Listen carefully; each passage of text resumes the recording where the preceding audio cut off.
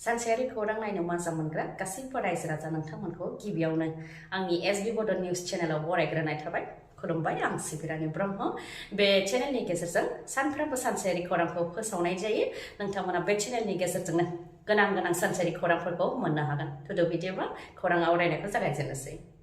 बिसायख'थिनि थाखाय model code of conduct जाबाय थानाय समावनो गामि गामि सोरखारि फर्म राननायनि अजद फैदों बिजेपि दोलोनि सायाव। मडेल कड अफ कन्डाक्ट जाबाय थानाय समावनो गुबुन सोरखारि बिथांखिनि थाखाय फर्म राननाय आरो रां लानाय जादों। लामदिङाव फोरमायथिनाय बायदिब्ला लंकानि बिजेपिनि दैदेनगिरि सुभाष ऋषिनि दैदेननायाव गामि गामि हाबनानै रायजो राजाफोरनो सोरखारि बिथांखिनि मुङाव फर्म रानदों आरो रायजो राजाफोरनिफ्राय रां लादों। गुबुन सोरखारि बिथांखिफोरखौ मोननो थाखाय फर्मखौ फिलाप खालामनो नांगोन, अब्लासो मोननो हागोन होननानै फर्मखौ फिलाप खालामहोदों होननानै फोरमायथिदों। आरो फर्म फिलाप खालामनायनि मुङाव रां लानायखौ लानानै सोंथि खालामनायाव सोंथि खालामग्राखौसो उल्थायै गाग्लोबदों होननानैबो अजद होदों। बेनि अनगायैबो फर्मआव ब्लक आरो पन्चायतनि सिल गैया, खालि नरेन्द्र मदि आरो डक्टर हेमन्त बिश्व शर्मानि सावगारिजों लोगोसे बिजेपिनि सिम्बल दं होननानैबो फोरमायथिदों रायजो राजाफ्रा। ओजोंहाय बिसायख'थिनि थाखाय रायजोआव मडेल कड अफ कन्डाक्ट जाबाय थानाय समावनो सोरखारि फर्म राननायखौ लानानै सोंखारिदों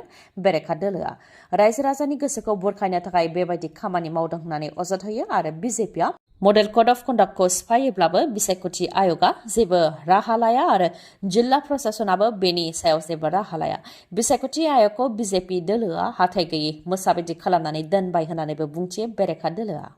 हाग्रानि मैसोनि गाग्लोबनायाव 4 सुबुङा जोखोम जानो गोनां जादों। बेनि मादाव सासेया गाज्रियैनो जोखोम जादों। गाज्रि जोखोम जानाय सुबुंनि मुङा मेहं बसुमतारी। क'क्राझार जिल्लानि कारिगाव हालदैबारियाव जानो मोन्दों बे जाथाया। फोरमायथिनाय बायदिब्ला चिरांनि रिफु हाग्रा ओनसोलनिफ्राय हाग्रानि मैसोआ सुबुंफोर थाग्रा जायगायाव फैदोंमोन। बे मैसोखौनो माखासे सुबुंफोरा होनो थाखाय थांदोंमोन आरो माखासे सुबुङा नायनो थाखाय थांदोंमोन। बेयावनो हाग्रानि मैसोआ सुबुंफोरनि सायाव गाग्लोबदों। मैसोनि गाग्लोबनायजों 4 सुबुङा जोखोम जानो गोनां जादों। बेनि मादाव 2 नं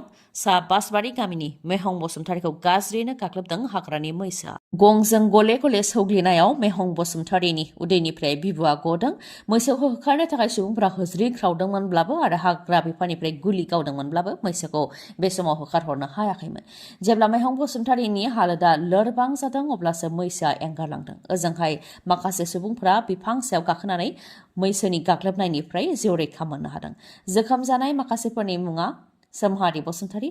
सबेन नार्जारी आरो सासे आदिबासि सुबुं। जोखोम जानाय सुबुंफोरखौ क'क्राझारनि आरएनबि देहा फाहामसालियाव लाबोनाय जादोंमोन, नाथाय मेहं बसुमतारीया गोब्राबथार जोखोम जानायलाय गोजौ थाखोनि फाहामथाय होनो थाखाय गुबुन देहा फाहामसालि फारसे बिथांखौ दैथायहरनाय जादों। फैबाय थानाय लकसभा बिसायख'थियाव दुलाराय बर' फरायसा आफादा इउपिपिएल दोलोखौ मदद होगोन होननानै रोखायै फोरमायथिदों दिपेन बर'आ। लकसभा बिसायख'थिखौ लानानै दुलाराय बर' फरायसा आफादजों लोगोसे गासै मोन 30 माहारियारि आफाद आरो फरायसा आफादफोरा चिरां जिल्लानि चापागुरियाव थानाय हिमालया हटेलाव जथुमा जिरायदोंमोन, जेराव बिटिसिनि गाहाय प्रमद बर'जों लोगोसे क'क्राझार लकसभा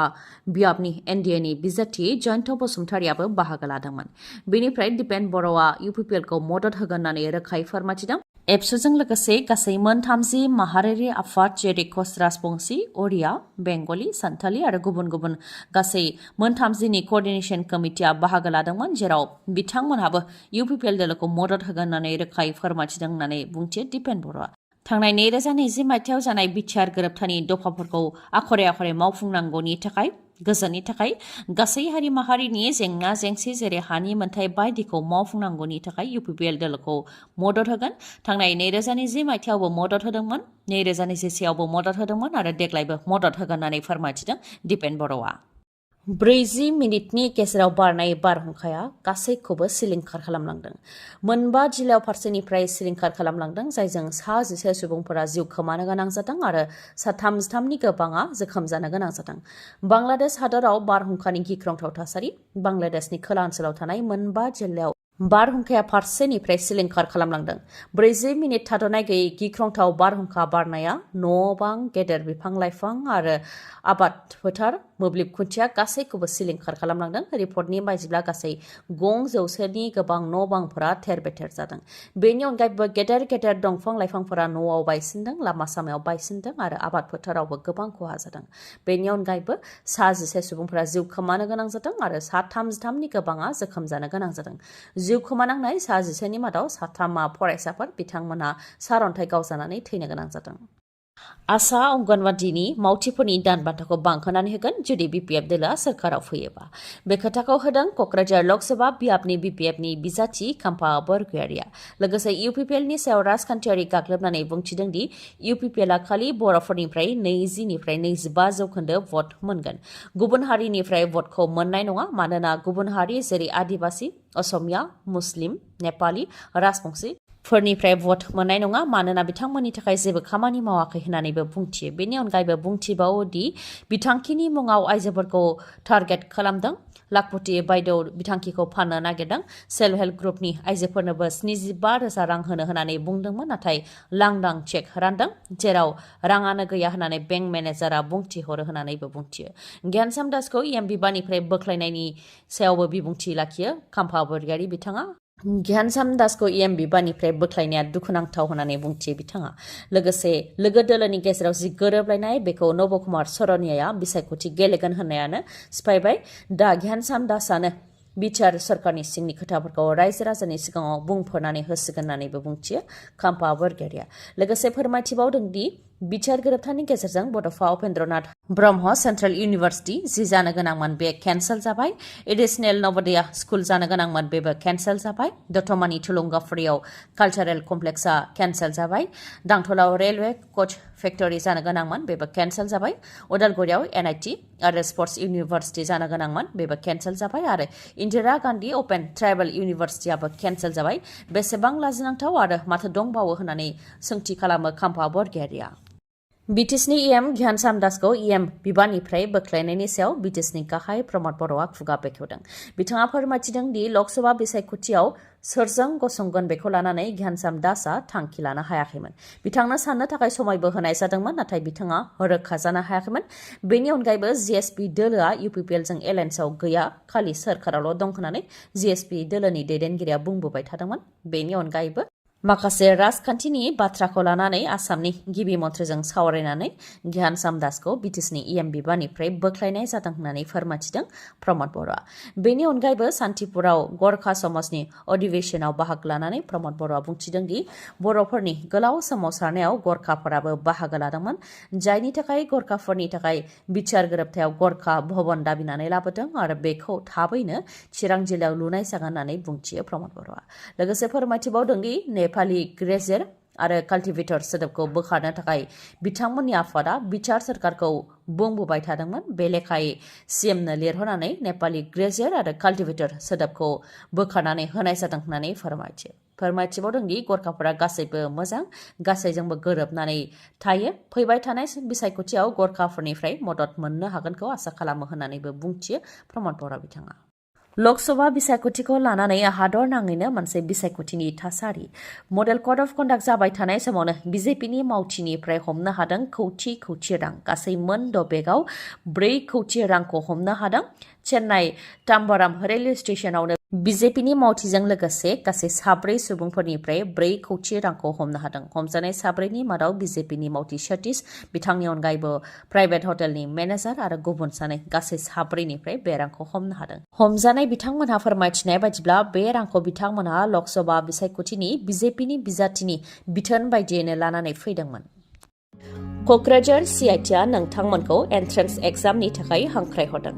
सीआईटी कक्राझारनि गुबुन गुबुन प्रग्रामाव मुं थिसननो थाखाय एन्ट्रेन्स एग्जामनि थाखाय